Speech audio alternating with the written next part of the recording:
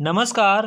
Class 10th के सभी छात्रों को जय हिंद। तो बच्चों, आज हम लोग यूपी बोर्ड द्वारा जारी किया गया क्वेश्चन पेपर को हल करेंगे, जो कि बच्चों आपके बोर्ड एग्ज़ाम 2026 के लिए काफ़ी ज़्यादा इम्पोर्टेंट है। बच्चों, ये आपका जो क्वेश्चन पेपर है, बच्चों ये क्वेश्चन पेपर आपका यूपी बोर्ड ने जारी किया है।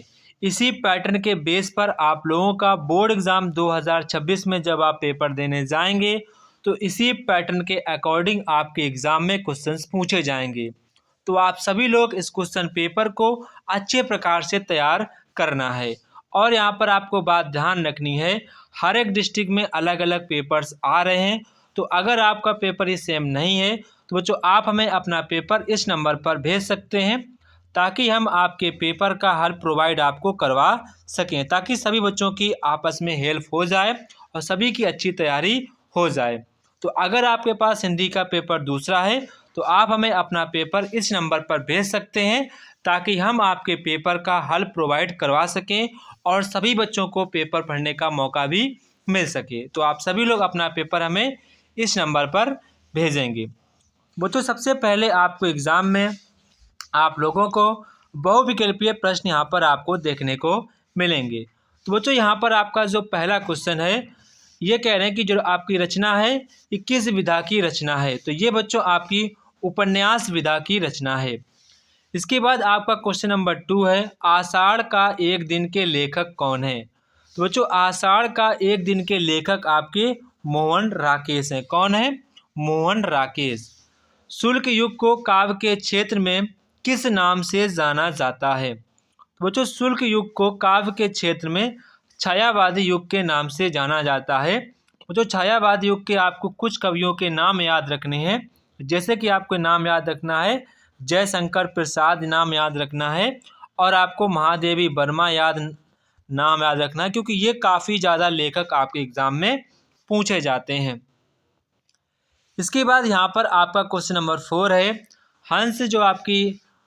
हंस के संपादक किसने किया था। जो आपकी हंस यहाँ पर पत्रिका थी, उसका संपादक किसने किया था। बच्चों वो संपादक किया था प्रेमचंद ने। किसने किया था? प्रेमचंद जी ने किया था। ये 1930 में पत्रिका शुरू की गई थी, तो इसको भी आपको यहाँ पर ध्यान रखना है।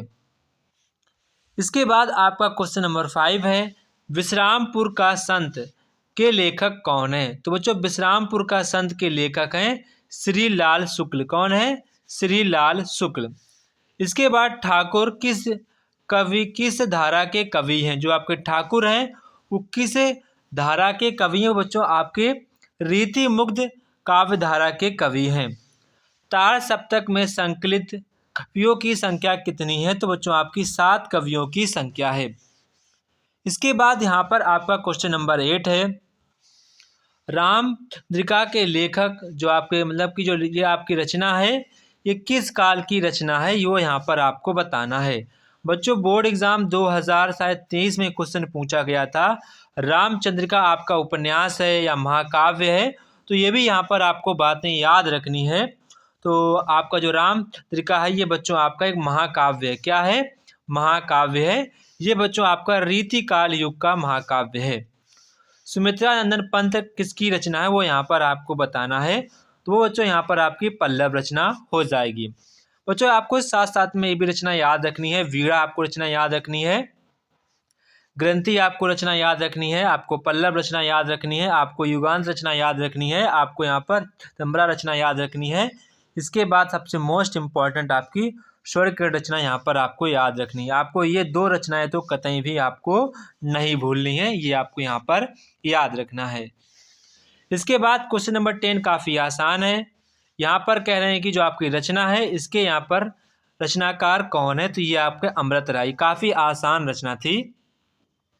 इसके बाद आपका क्वेश्चन नंबर यहाँ पर 11 है, शांत रस का स्थायी भाव क्या है। तो बच्चों शांत रस का जो स्थायी भाव होता है वो आपका निर्वेद होता है। कनक कनक ते 100 गुनी में अलंकार कौन है। तो बच्चों कनक कनक, यहाँ पर एक कनक का मतलब सोना है, दूसरे कनक का मतलब आपका धतूरा है। तो यहाँ पर दोनों शब्दों के अलग अलग अर्थ है, तो यहाँ पर आपका यमक अलंकार हो जाएगा। इसके बाद आपका क्वेश्चन नंबर 13 है, दोहा छंद का उल्टा छंद क्या होता है। तो वो यहाँ पर आपका सोटा छंद होता है। पर्यावरण में किस उपसर्ग का प्रयोग किया गया है? तो पर्यावरण में जो आपका परि शब्द का यहाँ पर उपसर्ग प्रयोग किया गया है। धुआं शब्द का तत्सम क्या होता है? तो वहाँ पर धुआं शब्द का जो आपका तत्सम रूप होता है वो यहाँ पर आपका धूम्र होता है। इसके बाद क्वेश्चन नंबर 16, पंचतंत्र में कौन सा समास है? तो बच्चों आपका पहला जो शब्द है पंच, ये आपका संख्यात्मक है, तो इसीलिए यहाँ पर आपका द्विगुण समास हो जाएगा। इसके बाद यहाँ पर आपसे कह रहे हैं कि बढ़ाई में प्रत्यय कौन सा है? तो बढ़ाई में आपका आई प्रत्यय है। इसके बाद आपका क्वेश्चन नंबर 18 है, निम्न में से कौन सा पर्याय नहीं है? तो इसका आंसर आप सभी लोग मुझे कमेंट बॉक्स में कमेंट करके बताएंगे। अगर बच्चों आपको ये भी मुझे कमेंट बॉक्स कमेंट करके बताना कि आपका डिस्ट्रिक्ट कौन सा है, ठीक है, आप किस डिस्ट्रिक्ट से बिलोंग करते हैं, वो भी यहाँ पर आप लोग मुझे कमेंट बॉक्स में कमेंट करके बताएंगे। अगर आपके पास कोई दूसरा हिंदी का पेपर है तो आप हमें वो प्रोवाइड कर देंगे ताकि सभी बच्चों की हेल्प हो सके और सभी बच्चों की अच्छी तैयारी हो सके, ठीक है। इसके बाद यहाँ पर आपसे कह रहे हैं कि तमाम तासाम शब्द में आपको वचन और विभक्ति बताना है, तो ये आपकी षष्ठी विभक्ति एक वचन हो जाएगा। जिन शब्दों में स्वरूप में कोई परिवर्तन नहीं होता वे शब्द कहलाते हैं, वो शब्द आपके अवयव कहलाते हैं। क्या कहलाते हैं? अवयव कहलाते हैं। इसके बाद आपका खंड बा है, जो कि आपका वर्णात्मक प्रश्न पूछे जाते हैं। तो बच्चों यहाँ पर आपका जो पहला क्वेश्चन है, निम्नलिखित गद्यांश पर आधारित दिए गए प्रश्नों के आपको उत्तर देने हैं। तो जो पहला यहाँ पर आपका क्वेश्चन है, उपरोक्त गद्यांश का संदर्भ लिखना है, तो आपको ऐसे लिखना है, उपरोक्त गद्यांश हमारी पाठ्य पुस्तक हिंदी के मित्रता नामक पाठ से लिया गया है, जिसके लेखक रामचंद्र शुक्ल जी हैं। ऐसे यहाँ पर आपको लिखना है। इसके बाद आपको रेखांकित अंश की व्याख्या करनी, जहाँ आपको रेखा दिख रही है उसको बस आपको अपने शब्दों में व्यक्त करके लिख देना होता है। यही आपकी रेखांकित अंश की व्याख्या कहलाती है। किन लोगों की संगत से हमारे लिए बुरा है? सभी को पता है किन लोगों के साथ हमारी संगत का बुरा प्रभाव पड़ता है, सभी को पता है। इनके आंसर्स आपको अपने अपने लॉजिक के अकॉर्डिंग यहाँ पर आपको अपने आंसर देने होते हैं, ठीक है।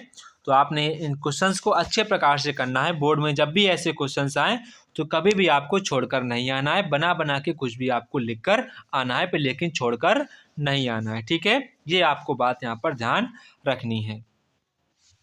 इसके बाद बच्चों अगर आपको अथवा वाला ऊपर वाला नहीं आता है तो आप अथवा वाला भी कर सकते हैं।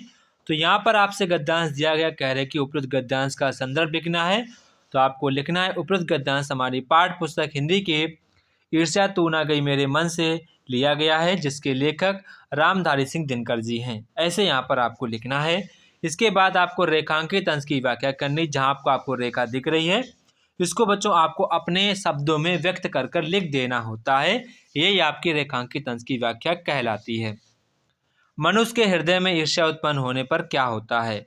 तो मनुष्य के जब हृदय में ईर्ष्या उत्पन्न हो जाती है तो क्या होता है, इसका भी यहाँ पर आप आंसर अपने मन से लिख सकते हैं, ठीक है।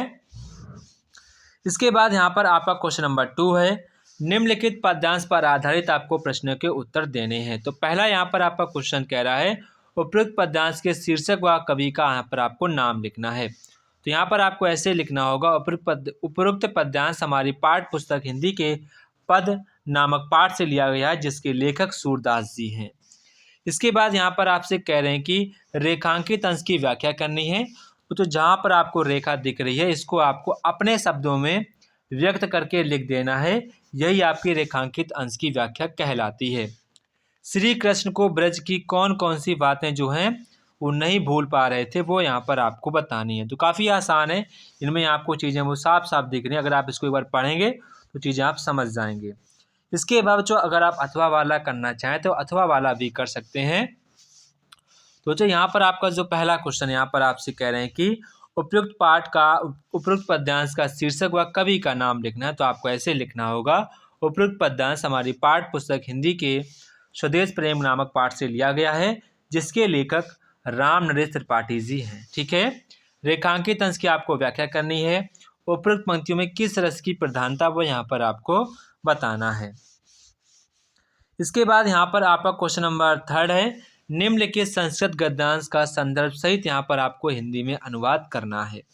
बच्चों यहाँ पर आपको सबसे पहले आपको हेडिंग डालनी होगी संदर्भ। सबसे पहले यहाँ पर आप हेडिंग डालेंगे हिंट। क्या डालेंगे? आपको हेडिंग डालनी होगी हिंट। क्या डालनी होगी? हेडिंग डालेंगे हिंट। फिर यहाँ पर अस्माकम लिखेंगे, एक पहला शब्द लिखेंगे, फिर आप करेंगे डॉट डॉट, फिर आपको एक लास्ट वाला शब्द लिख देना है। फिर इसके बाद आपको डालना है संदर्भ। क्या डालना है? संदर्भ डालना है। फिर आपको लिखना है प्रस्तुत संस्कृत गद्यांश हमारी पाठ पुस्तक हिंदी के भारतीय संस्कृतियाँ नामक पाठ से लिया गया है। इसके बाद आपको हेडिंग डालना है हिंदी में अनुवाद, फिर आपको इसको हिंदी में अनुवाद कर देना है। इसी प्रकार सेम आपको अगर आपको ये वाला करना तो आप ये कर सकते हैं। ये पाठ वाराणसी नामक पाठ से लिया गया है। इसके बाद यहाँ पर आपसे कह रहे हैं कि निम्नलिखित संस्कृत श्लोकों का आपको संदर्भ सहित यहाँ पर आपको हिंदी में अनुवाद करना है। जो भी यहाँ पर बच्चों आपको आसान लगे एग्जाम में आपको वही वाला करना है।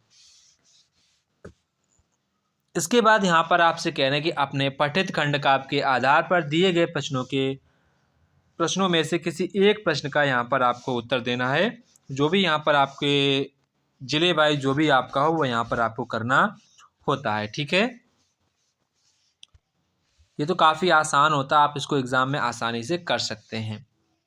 इसके बाद जो यहाँ पर आपसे कह रहे हैं कि निम्नलिखित लेखकों में से किसी एक लेखक का यहाँ पर आपको जीवन परिचय लिखना है। तो बच्चों यहाँ पर आप किसी एक लेखक का जीवन परिचय लिख सकते थे और आपको यहाँ पर ध्यान रखना है कम से कम आपको 2.5 पेज का जीवन परिचय लिखना है, तभी यहाँ पर आपको 5 नंबर मिल पाएंगे।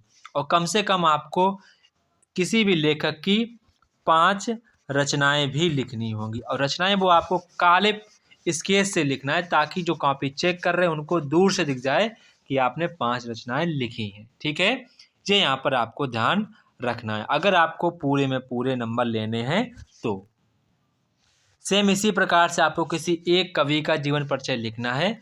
सेम वही बात है, आपको 2.5 पेज का यहाँ पर जीवन परिचय लिखना है और कम से कम किसी एक कवि की आपको 5 रचनाएं लिखनी है। इसके बाद अपनी पाठ पुस्तक में से कंठस्थ किया हुआ आपको कोई एक श्लोक लिखना है जो आपके इस प्रश्न पत्र पे ना पूछा गया हो।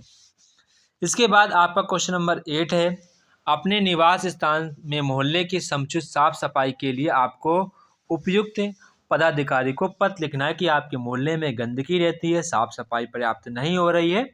तो आप अपने सभासद या फिर अपने चेयरमैन को यहाँ पर पत्र लिख सकते हैं। अथवा मैं यहाँ पर आपसे कह रहे हैं कि अपने विद्यालय के प्रधानाचार्य को शुल्क माफ़ी के लिए आपको यहाँ पर आवेदन पत्र लिखना है। ये काफ़ी ज़्यादा इम्पोर्टेंट है आपके बोर्ड एग्जाम में, ये कई बार पूछा जा चुका है दोनों के दोनों। इनको आपको अच्छे प्रकार से तैयार करना, ये आपके बोर्ड एग्जाम में 100% आपके एग्जाम में पूछे जाएंगे। इनको आपको अच्छे प्रकार से तैयार करके जाना है। इसके बाद यहाँ पर आपसे कह रहे हैं कि निम्नलिखित में से किन्हीं 2 प्रश्नों के उत्तर आपको संस्कृत भाषा में देने हैं। तो यहाँ पर मैंने इनके उत्तर लिख दिए, आप यहाँ पर देख सकते हैं। ठीक है, ये वाला तो काफ़ी आसान है, आप इनका उत्तर दे सकते हैं। ठीक है, इसके बाद यहाँ पर आपसे कह रहे हैं कि निम्नलिखित में से किसी एक विषय पर आपको निबंध लिखना है, जो भी आपको आसान लगे वो वाला यहाँ पर आपको करना है। तो पहला यहाँ पर आपका जल संरक्षण है, मेरी ये प्रिय पुस्तक है। पर्यावरण प्रदूषण की समस्या और समाधान है, स्वच्छ भारत अभियान। मैं बच्चों आपसे एक बात कहना चाहता हूँ, जब भी आप निबंध लिखने जाएं, ठीक है, जब भी आप बोर्ड एग्जाम में निबंध लिखें तो आपको निबंध हमेशा वही लिखना है जिस पर आप अधिक से अधिक हेडिंग बना सकें। जैसे कि अगर मैं क्लास 10th में मैं होता तो मैं पर्यावरण वाला ही चूज़ करता, इस वाले को चूज़ करता, क्योंकि मैं इस वाले पर अधिक से अधिक हेडिंग बना लेता। वायु प्रदूषण, जल प्रदूषण, ऐसे बहुत सारे प्रदूषण में बना लेता। फिर मैं हेडिंग डालता समाधान। ऐसे मेरे काफ़ी जल्दी पेजेस भर जाते और मुझे यहाँ पर ज़्यादा सोचना भी नहीं पड़ता। तो आपको एग्ज़ाम में हमेशा उसी टॉपिक पर निबंध लिखना है जिस पर आप अधिक से अधिक हेडिंग बना सकें। तो ये बात आपको याद रखनी है जब भी आप बोर्ड एग्ज़ाम देने जाएंगे। 2026 आपके बोर्ड एग्ज़ाम की डेट आ चुकी है, तो उसी प्रकार से आपको अच्छे प्रकार से तैयार करके जाना है ताकि आप लोगों के बोर्ड एग्ज़ाम में अच्छे मार्क्स आ सकें। तो जय हिंद बच्चों, फिर मिलते हैं अपने नेक्स्ट वीडियो में। तब तक कि आप सभी बच्चों को जय हिंद। अगर बच्चों आपके पास कोई दूसरा पेपर है तो बच्चों आप हमें अपना पेपर इस नंबर पर भेज दें ताकि सभी बच्चों की अच्छे प्रकार से तैयारी हो जाए और आप सभी लोगों के बोर्ड एग्ज़ाम में अच्छे मार्क्स आ सकें। तो जय हिंद बच्चों, फिर मिलते अपने नेक्स्ट वीडियो पर। तब तक कि आप सभी बच्चों को जय हिंद।